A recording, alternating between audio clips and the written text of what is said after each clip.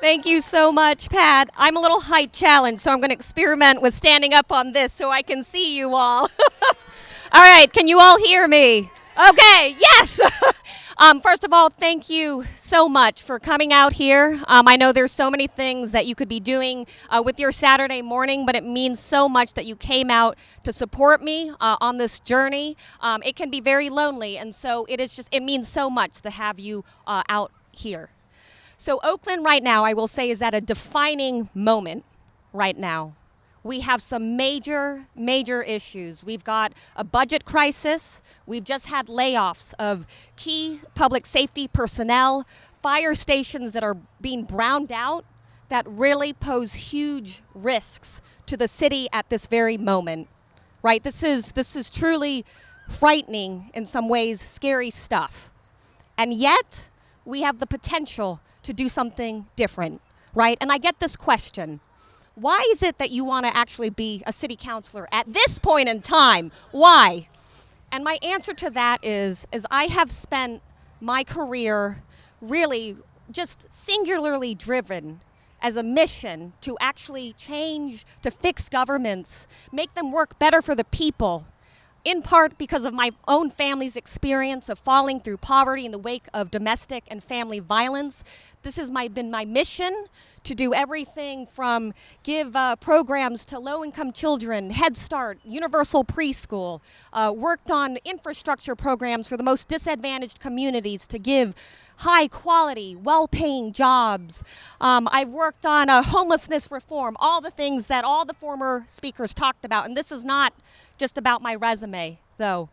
The key thing, though, on top of everything else, is that Oakland gave my family stability during that challenging time.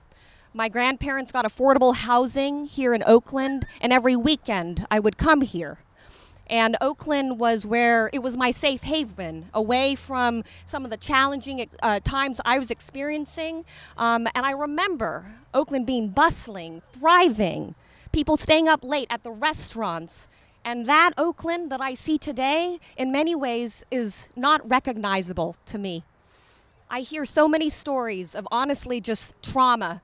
People talk to me, small business owners, that they're about to go out of business, they're about to lose their life savings because of the crime and the fact that business owners people are no longer going to their businesses.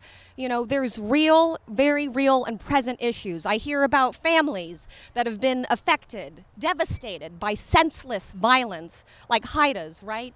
That were totally preventable, and we could do something about it, right?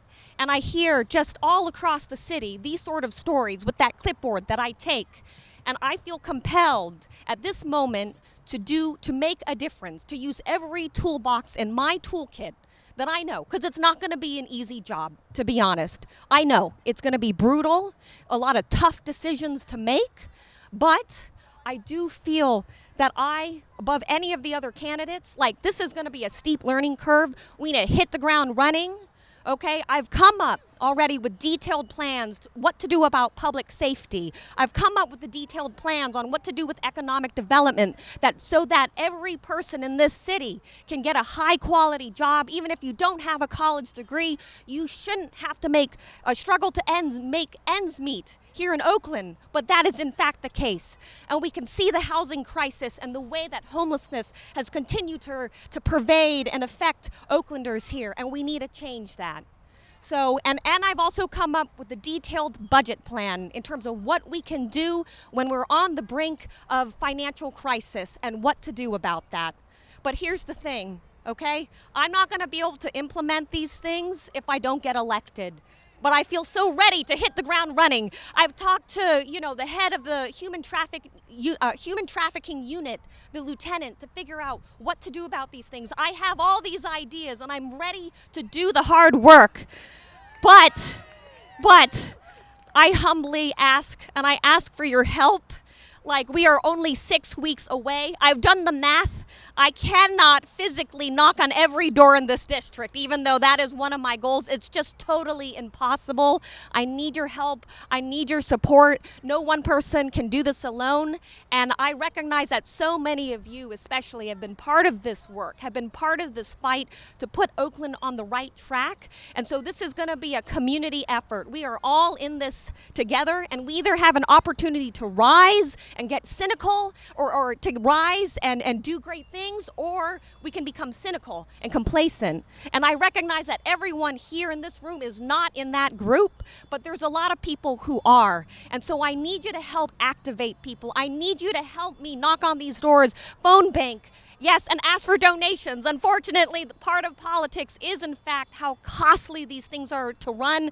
I have to pay my extremely hardworking staff a good salary. That way they can meet their own end meet too.